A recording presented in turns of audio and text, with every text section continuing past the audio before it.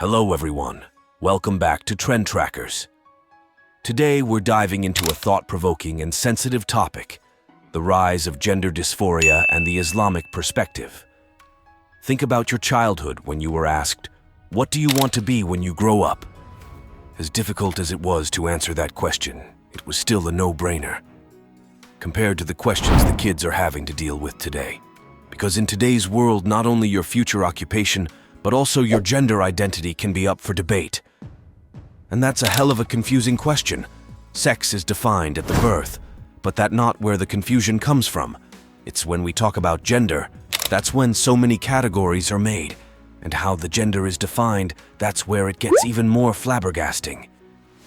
According to some new definitions, it's the way you feel inside. The only solution that's offered to this new array of genders is to try to make sure that you don't offend anyone by using the wrong pronouns. Is this he we are talking to, a she, or a they? We are told to ask. As for the trans issue, there is a reassignment surgery.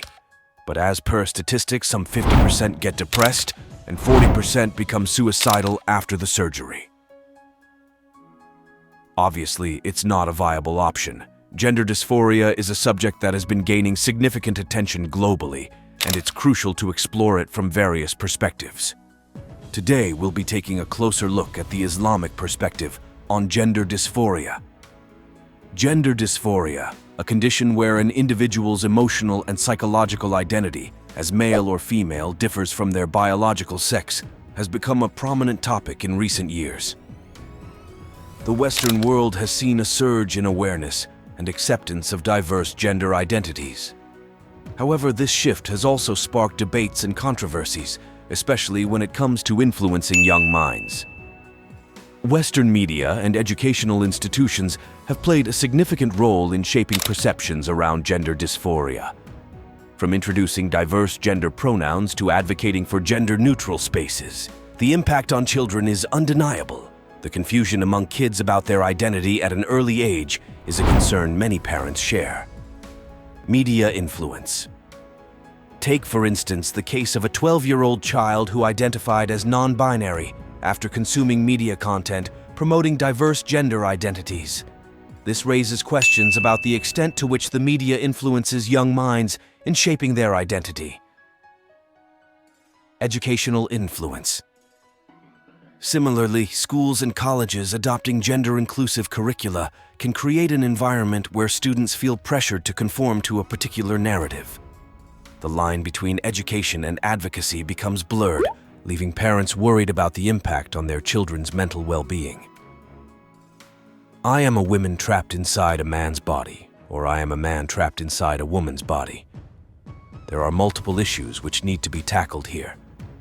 Where these cases are legitimate biological concerns, Islam as a religion has a compassionate catering element to such instances.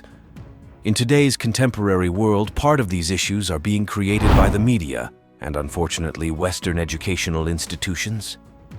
On the back of these legitimate, genuine issues, there is a push from the media, as well as the educational institutions, influencing young minds, pushing them to ask young kids, "Are you really a girl or a boy?"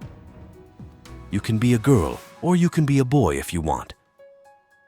This is just putting unnecessary doubts in the minds of young children, and is bang out of order. In fact, it's a kind of abuse when you create unnecessary confusion in young kids at an early age of 3 to 4 years to choose their gender. Putting questions in the minds of the children. Just because you look like a girl doesn't mean you are a girl. Do you feel like a boy, or do you want to be a girl? This new age in the Western countries is targeting the already tarnished institution of family. Islamic perspective on gender dysphoria. Islam views gender differently. Islamic belief holds that there are only two genders, and the desire to participate in other activities is considered as the vital diversity that makes us unique. Gender dysphoria confusion is considered as a deviation from God's natural order in Islam. This perspective promotes empathy and support for identity-challenged people and emphasizes Islamic advice. Exceptions include trans persons with gender dysphoria. Muslim clerics allowed reassignment surgery under these exceptions. After surgery, These persons are male or female and must dress and act accordingly. Islam has gender roles, thus one needs a strong sense of identity to know their function. Islamically, home responsibilities are gender neutral. Muslim males provide and Muslim women mother. Muslims recommend gender-neutral clothes because people can always recognize men from women. Research suggests that most gender dysphoric people are young women who become guys. Women feel unfairness, which may explain this. Rightfully so due to prejudice and disrespect like sexual harassment, yet Islam does not shame or pride men or women. People learn they are valued for who they are and what they do. Motherhood is the sole exception. Motherhood is revered for her sacrifices and lessons for future generations. Islamic family is based on this. Gender reassignment laws in Pakistan and India. The 2018 Pakistani Transgender Persons Protection of Rights Act protects transgender rights, including self-perception. Identity documents can reflect the chosen gender under the law. The 2019 Transgender Persons Protection of Rights Act in India advanced transgender rights. This rule also allows gender identity changes on official papers.